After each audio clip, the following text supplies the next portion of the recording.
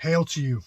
Good morning, good afternoon, good evening, and thank you for joining me for this episode 8, in which I take a deep dive into each stanza of the Havamal. The stanzas I read from are from the Pocket Havamal, and I'll post a link in the description, the comments at the bottom. Cheap and cheerful, fits in your pocket, carry it with you wherever you go. Always have access to the words of the High One. So again, thank you for joining me today. Stanza 8, I'll dive straight in before we get into the analysis. So stanza 8, he is happy who for himself obtains fame and kind words. Less sure is that which a man must have in another's breast. So before I get into the analysis of stanza 8, I want to just sort of draw on my own difficulty with this one.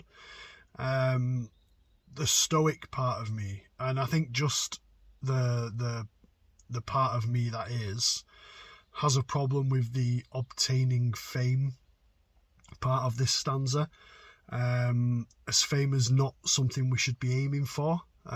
Certainly not the kind of fame chased by certain celebrities or even social media influencers. It's very poisonous, it's very toxic, it's bad for you, and to be fair, it's bad for those around you as well. So instead, I've chosen, rightly or wrongly, to define fame as reputation. And I've done that because stanzas much later in the episode, which many of you will be aware of, have been made famous by the likes of Einar Selvik and Wardruna, talk about reputation as opposed to fame. So I've opted to go down that route. And while the opinions of others should be irrelevant throughout one's life, by acting in accordance with the 4 Stoic principles of wisdom, courage, temperance and justice, one's reputation should never be tarnished, and as a result, a positive reputation is simply a natural byproduct. It's not something to strive for, but it's something that should just happen by being a good person. And I hope that makes sense. So stanza 8 then. So in the context of heathen wisdom, this stanza from the Havamal reflects the ideals of personal accomplishment and reputation. The mention of obtaining fame and kind words suggests the importance of individual achievements and the honour earned through one's actions. Honour is it's one of those words. It's an aspect of our lives that can be much like the sort of 7 deadly sins, or 8 deadly sins, however many deadly sins there are in Christianity. Much like some of those, they can be misinterpreted and misused, and misguiding. And honour is the same. People can make stupid decisions because it's honourable to do so, when actually, if you look deep into it, probably not, and you would argue not. But honour is still an important part of life in general. To act honourably is to act in the interest of others, is to act in accordance with nature, and is to try to think of what I want to say with that. It goes in line with the beliefs of, for me anyway at least, there is no right or wrong, only actions or consequences. And if you have honour within those actions, then those consequences should never be harmful to you or anyone around you. So the stanza contrasts personal happiness with the uncertainty of relying on others' opinions. Old Norse society and Old Norse society placed value on self-reliance and personal merit, and that still resonates within the heathen community today. You see a lot of blacksmiths, there's a lot of crafty type people, and when I say crafty I mean make things, not crafty as in sneaky, although I'm sure old Lofter would appreciate a little bit of craftiness. And the stanza encourages individuals as well to strive for their own achievements rather than relying solely on the opinions of others. And you might also say relying solely on the actions of others. Something that I try and teach my kids every single day is that you can't rely on other people to get you through life. You need to be able to make those decisions yourself, and you need to be able to, proverbially at least, stand on your own 2 feet. From a Stoic perspective, the stanza aligns with the principles of focusing on what's within our control and cultivating inner virtues.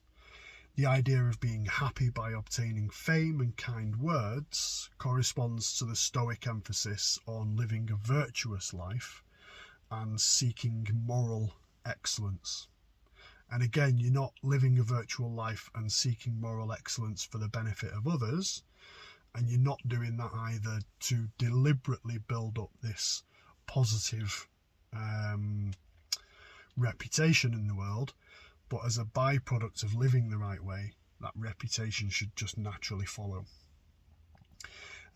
Stoics believe that true happiness comes from living in accordance with reason and virtue, rather than seeking external validation. Ryan Holiday, in one of his Daily Stoic videos, talks about it beautifully. He talks about how never look for that third thing.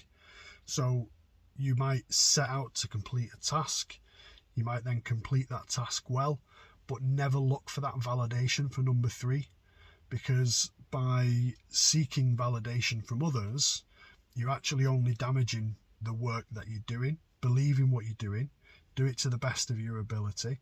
Some people will like it, some people won't. It's as simple as that. But by seeking that validation from a third party, you'll never be completely satisfied in the work that you are doing. The stanza also highlights the Stoic notion of focusing on internal qualities rather than relying on the opinions of others.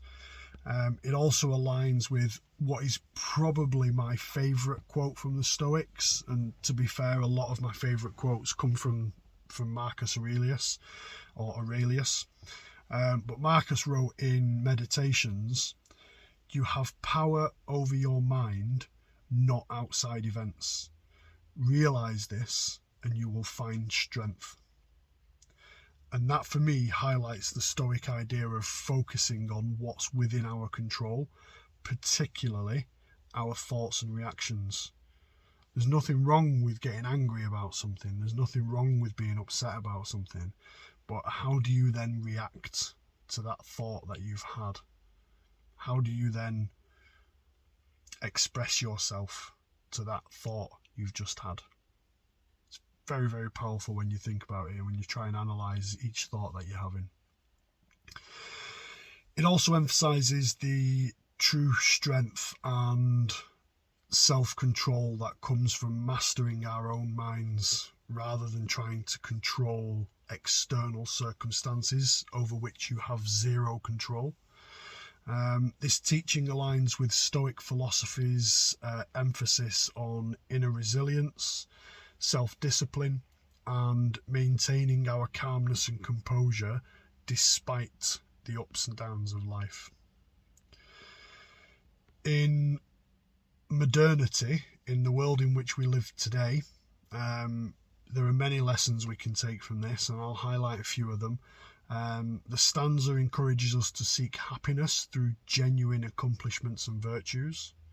In a world often influenced by external validation, just look at Facebook, Instagram, any other social media channel for that matter, there's so much external validation that people get hooked on and obsessed with, and this stanza gives us that focus back of personal growth, and virtues which can lead to a more fulfilling life.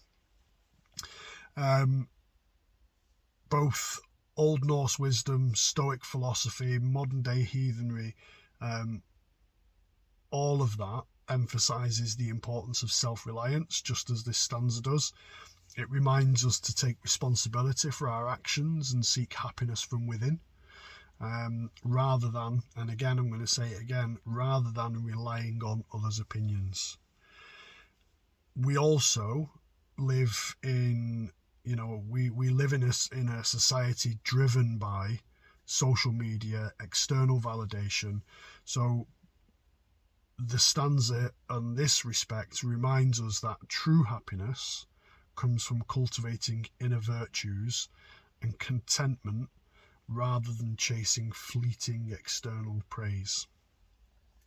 And just as the stanza encourages us to seek kind words through virtuous actions, Stoicism teaches us that practicing virtues leads to a meaningful and fulfilling life. On top of that, the stanza also suggests that that happiness from personal accomplishments is more reliable than seeking validation from others. I would say this aligns with the Stoic principle of building resilience by focusing on what we can control. Again, forget about the external factors, forget about what you have no influence over, forget about what you don't control. They're not important to you. Focus on what you can control and your life becomes so much better. In essence though, this stanza serves as a reminder to focus on genuine achievements, personal growth and inner virtues rather than seeking validation solely from others. It bridges the wisdom of Old Norse traditions with Stoic ideals of virtue and self-reliance, offering guidance on how to navigate the complexities of the modern world with authenticity and fulfillment.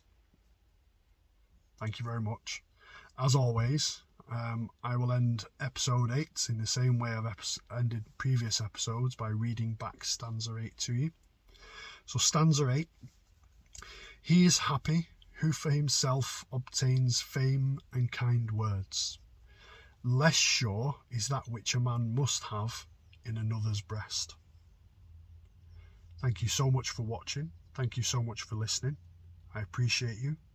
Please leave me comments, descriptions, reviews, likes, subscribe, do all of that, stuff. Feedback is always appreciated. I appreciate you. Hail to you. Thank you so much for joining me on this journey. I'll see you on the next one.